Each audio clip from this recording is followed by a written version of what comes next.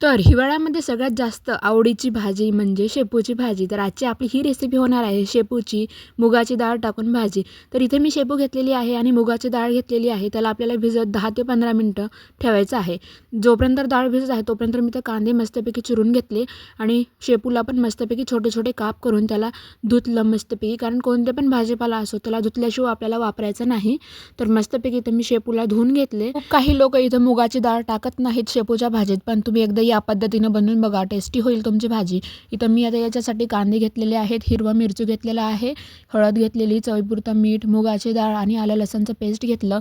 मग पातेल्यामध्ये मस्त 2 माप तेल टाकून त्यामध्ये मी इथं बारीक चिरून घेतलेला कांदा टाकला. मस्त तडतडल्यानंतर त्यात आलं लसणची पेस्ट टाकून मस्तपैकी करपूस होजेपर्यंत त्याला मस्त परतून घेतलं. मग त्यानंतर मी इथे शेपूच्या भाजीमध्येच मुगाची डाळ मिक्स करून घेतली होती, जेणेकरून मस्तपैकी मिक्स होईल. आता करपूस भाजल्याच्या नंतर इथं मी हिरवा मिरचू टाकलेला आहे. तुम्ही चवीनुसार टाका, जर जास्त तिखट आवडत असेल तर जास्त प्रमाण वापरा.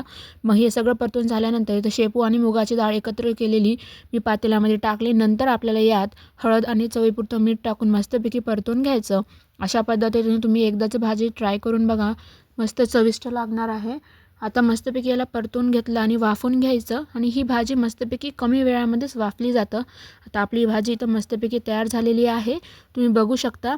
एक 5 ते 10 मिनटं आपण इथं प्लेट झाकून ठेवू, जेणेकरून मस्त याची वाफ सुटेल आणि वास तर एवढा छान येऊ लागला ना. मी पण एकदा ट्राय करून बघा. आता आपली भाजी तर मस्तपैकी शिजलेली आहे. व्हिडिओ आवडला असेल लाईक करा, शेअर करा, कमेंट करून सांगा कशी झाली. नवीन असेल तर चॅनलला सबस्क्राईब करा. थँक्यू.